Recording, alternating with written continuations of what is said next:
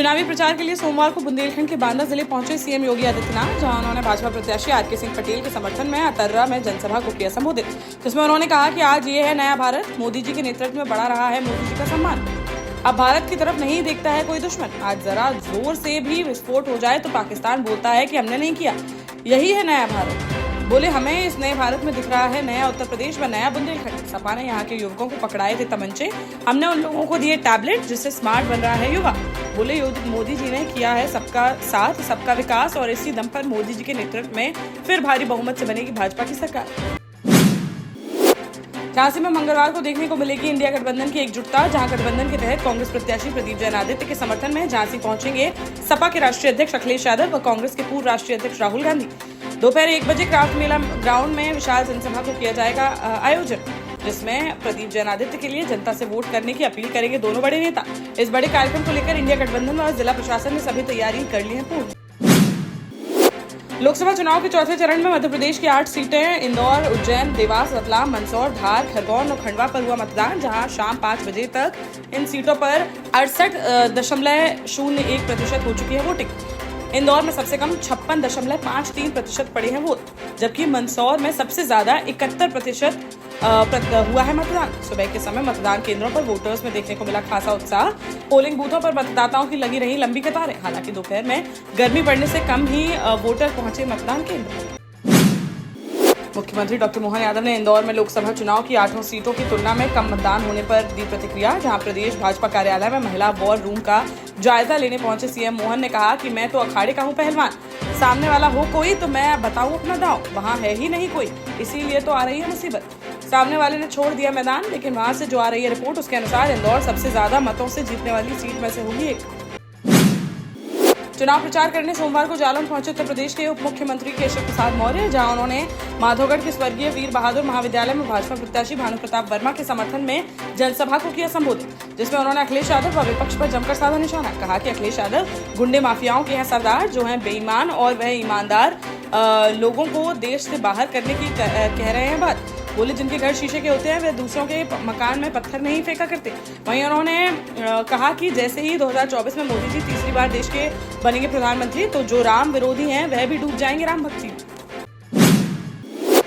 मध्य प्रदेश के जिन 16 जिलों में हुआ मतदान, उसमें से कई जिलों में गिरा पानी, जिससे मतदान भी हुआ है प्रभावित। इंदौर, धार, शाजापुर, झाबुआ के जोबट, रतलाम और छिंदवाड़ा में आंधी के साथ हुई तेज बारिश। वहीं बदनावर विधानसभा क्षेत्र में बारिश के साथ गिरे नींबू के आकार के ओले, जिससे सड़क पर बिछ गई बर्फ की चादर। इससे पहले भोपाल में भी रात भर से रुक रुक कर होती रही बारिश। मौसम विभाग ने 15 से 16 मई तक ऐसा ही मौसम रहने का जताया अनुमान। मंगलवार को झांसी में बसपा सुप्रीमो मायावती भी अपने प्रत्याशी के समर्थन में भरेंगी हुंकार, जहां बसपा प्रत्याशी रवि प्रकाश कुशवाहा के समर्थन में गुरसराय में विशाल जनसभा को किया जाएगा आयोजन, जिसमें उत्तर प्रदेश के पूर्व मुख्यमंत्री व बसपा की राष्ट्रीय अध्यक्ष मायावती अपने प्रत्याशी को जिताने की जनता से करेंगे अपील। 15 मई को बुंदेलखंड के दौरे पर आएंगे सीएम योगी आदित्यनाथ, जहां वह महोबा, हमीरपुर, उरई में भाजपा प्रत्याशियों के समर्थन में जनसभा को करेंगे संबोधित। इसके बाद करीब दोपहर 3 बजे वह हेलीकॉप्टर से पहुंचेंगे झांसी की पुलिस लाइन। यहां से सीधे लक्ष्मी गेट स्थित काली माता मंदिर पहुंचकर वे भाजपा प्रत्याशी अनुराग शर्मा के समर्थन में करेंगे रोड शो। 2 किलोमीटर के इस रोड शो में लग सकते हैं 1.5 घंटे से 2 घंटे, और करीब 4:30 बजे वह लखनऊ के लिए हो जाएंगे रवाना।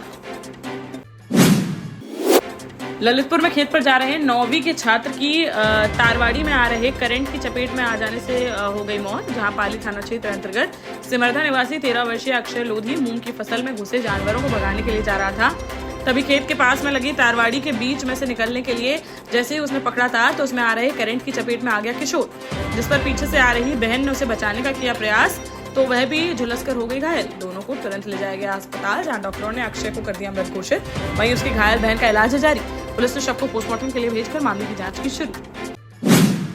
झांसी में शुक्रवार को एक सड़क हादसे में हुई दूल्हे और उसके भाई भतीजे समेत 4 की जिंदा जलकर हो गई थी मौत, जिसके बाद ना चाहते हुए भी परिजनों के कहने पर दुल्हन को मजबूरन किसी दूसरे युवक के साथ रचानी पड़ी शादी, जहां बीती रात पड़ोसी गांव के युवक से करा दी गई उसकी शादी। गांव वालों की माने तो ऐसी मान्यता है कि तेल और हल्दी चढ़ी लड़की को नहीं बैठाया जा सकता है घर, इसलिए परिवार को मजबूरी में 2 दिन के अंदर बेटी को करना पड़ा विदा, और बिना शोर शराबे के साधारण तरीके से संपन्न कराई गई शादी।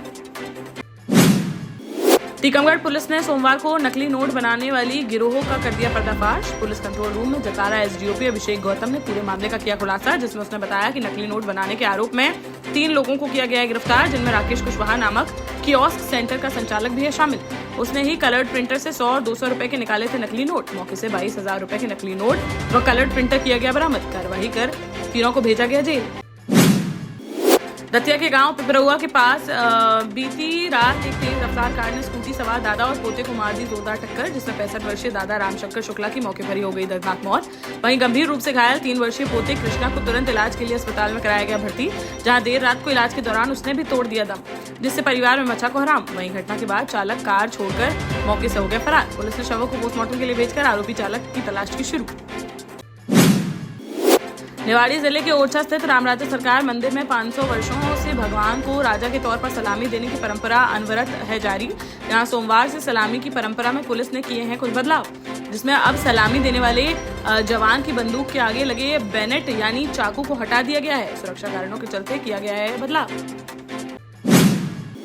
ग्वालियर में रिटायर्ड फौजी और उसके साथी ने पड़ोसी परिवार पर कर दी फायरिंग, जहां हमले में 2 सगे भाई हो गए घायल। एक के सीने में तो दूसरे के पेट में लगी है गोली। दोनों की हालत बनी हुई है नाजुक। वहीं छोटे भाई की पत्नी को भी लगी हैं 2 गोलियां। महाराजपुरा थाना इलाके में सोमवार सुबह की यह घटना। पुलिस अधिकारियों ने घटनास्थल का बारीकी से किया निरीक्षण और त्वरित कार्यवाही करते हुए दोनों आरोपियों को कर लिया गिरफ्तार। मामले की जाँच में जुटी पुलिस। महोबा में सोमवार को मंदिर से लौट रही महिला श्रद्धालुओं से भरी ट्रैक्टर ट्रॉली अचानक से अनियंत्रित होकर पलटी, जिससे ट्रैक्टर में सवार 2 दर्जन महिलाओं में से 1 दर्जन महिलाएं गंभीर रूप से हो गई घायल, जिन्हें स्थानीय लोगों की मदद से तुरंत अस्पताल में कराया गया भर्ती। श्रीनगर कोतवाली थाना क्षेत्र अंतर्गत ननौरा गांव का है मामला। पुलिस ने मामले की जांच की शुरू। ललितपुर शहर के कई इलाकों में गहराया पेयजल का संकट, जिसके चलते परेशान हो रहे हैं लोग। सोमवार को वार्ड नंबर 4 गांधीनगर नई बस्ती इलाके की दर्जनों महिलाओं ने जिलाधिकारी कार्यालय पहुंचकर किया प्रदर्शन और जमकर नारेबाजी करते हुए जताया विरोध। साथ ही जिलाधिकारी को सौंपा ज्ञापन, जिसमें उन्होंने पेयजल संकट से निजात दिलाए जाने की उठाई मांग।